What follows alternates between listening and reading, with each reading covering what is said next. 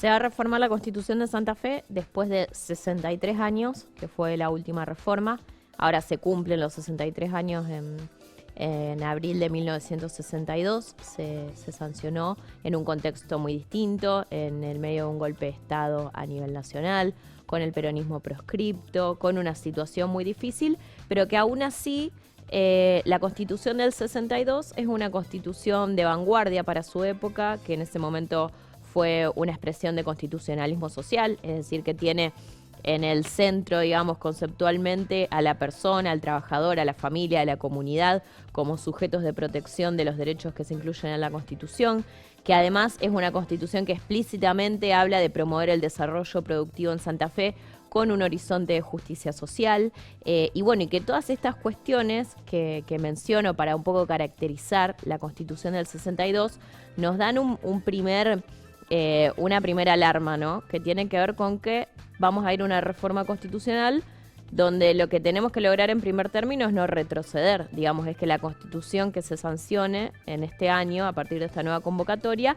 no sea peor que la que tenemos ahora, es decir, que proteja menos derechos o que busque debilitar inclusive al Estado. Y la realidad es que esto es un riesgo muy concreto, porque, bueno, tenemos expresiones de listas libertarias o con alguna identificación con el proceso del presidente Milei y lo que está llevando adelante, y evidentemente van a buscar en esta reforma la oportunidad de recortar derechos y de debilitar al Estado. Pero además tenemos una situación muy compleja, que es la decisión del gobierno provincial de alguna manera de esconder la reforma. No hemos visto campañas de difusión importantes ni convocatoria a la ciudadanía a formar parte de esta discusión. Y la realidad es que esto es una decisión adrede, no es casualidad, sino que tiene que ver con una mirada donde la reforma de la Constitución va a transcurrir como un trámite administrativo entre políticos. Y eso también genera que la discusión, la conversación pública esté más restringida, ¿no? Entonces, partimos de una base donde están habilitados 42 artículos para su modificación y además la incorporación de 17 nuevas áreas temáticas. Sobre eso va a ser, digamos, la discusión fundamental. Ahí hay un montón de cuestiones. Hay cuestiones vinculadas a la arquitectura institucional de la provincia de Santa Fe, a la limitación de lo que llamamos privilegios del poder político, judicial.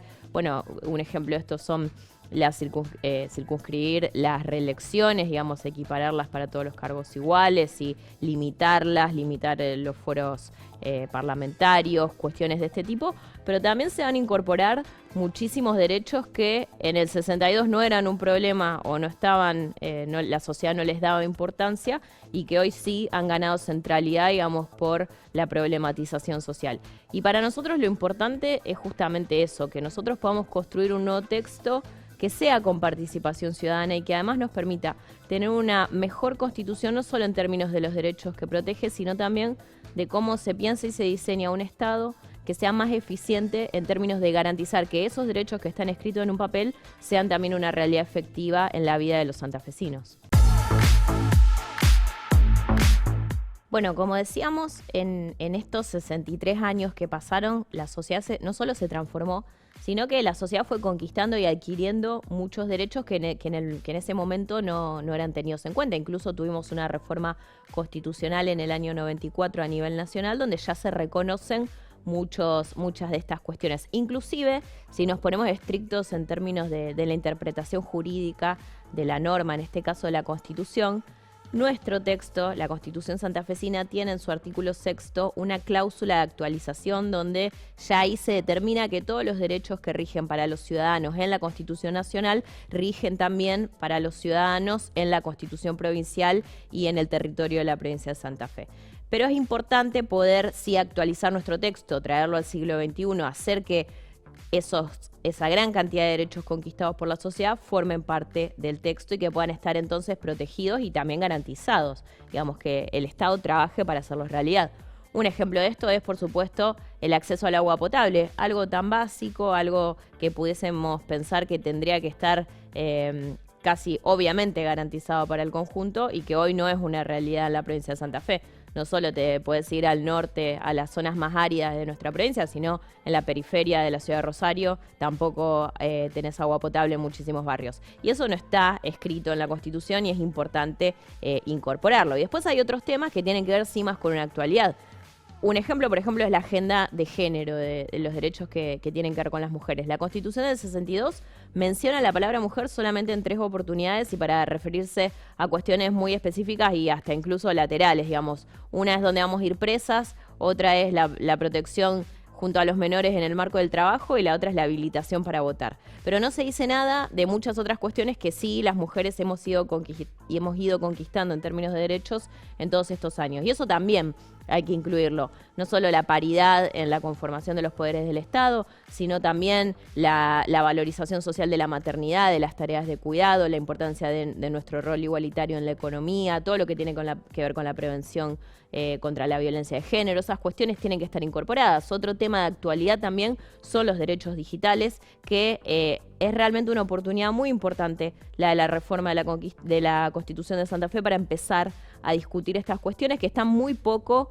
normativizadas, digamos, muy poco reguladas por el Estado, ¿no? Que es un fenómeno, si se quiere, novedoso, donde por un lado lo que hay que garantizar es que el conjunto de la población tenga un acceso igualitario a Internet, a los dispositivos, que inclusive esto pueda ser pensado en el marco de los contextos educativos, laborales. La pandemia nos trajo mucho esta situación, pero es importante poder también asumirlo como un deber del Estado. Pero además tenemos que hablar y tenemos que pensar de cómo se protege a la persona en el contexto digital, en el contexto de Internet. Entonces hay que mirar lo que es la protección de la privacidad, de los datos personales, de la crianza en los contextos digitales, de cómo fomentamos ciudadanía y aprendizajes responsables. Y todo eso es importante que la Constitución lo diga, porque nuestra Constitución quizás rija por los próximos 50 años. Entonces tenemos que anticiparnos para poder empezar a fortalecer las capacidades estatales para intervenir en esos contextos que van a ser cada vez más, van a abarcar cada vez más tiempo, más territorio, más una porción más grande de nuestras vidas. Estos temas los vamos a discutir porque están habilitados entre las áreas temáticas que se pueden incorporar a la Constitución. Lo que sucede es que hoy hay una gran confusión a nivel social o una desinformación muy importante, ¿no? No se ha hecho una tarea de difusión por parte del Estado, que es lo que corresponde a cualquier elección y que incluso es lo que sucede, lo que ha sucedido en todas las elecciones anteriores. Uno siempre tiene en los canales de televisión, en las noticias, desde al menos 30 días antes de la elección, una propaganda estatal permanente diciéndonos: tal día tenemos que ir a votar y elegimos esto y esto. No es campaña por nadie, sino es decir, bueno, vos tenés que elegir esto. Ahora, mucho más hay que hacerlo en una elección extraordinaria como esta, que sucede después de 63 años.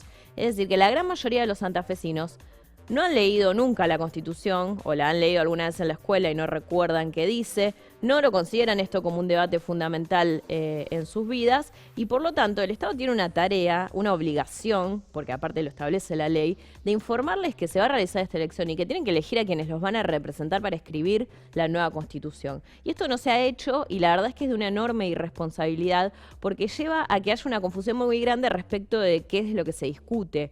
Lo que pareciera hoy es que solamente se discute si Puyaro puede tener o no su reelección, pero la realidad es que fue él mismo quien provocó este escenario, fue él mismo por no haber tomado la decisión de informar, por estar escondiendo esta reforma y mucho más por no convocar a la ciudadanía. Nosotros estamos en las antípodas de este pensamiento, pensamos que cualquier proceso de reforma institucional y mucho más uno tan importante como el establecimiento de un poder constituyente, que es el que define cuál es el acuerdo social básico sobre el cual se estructura nuestra sociedad y nuestro Estado. Esto no se puede hacer sin la gente, no se puede hacer solo entre políticos. Y por eso, bueno, nosotros hemos realizado toda la campaña con Juan Monteverde en un sentido distinto, convocando a la gente a discutir, dándole participación, dándole voz, pero lo cierto es que llegamos en muy malas condiciones por una decisión concreta del gobierno provincial.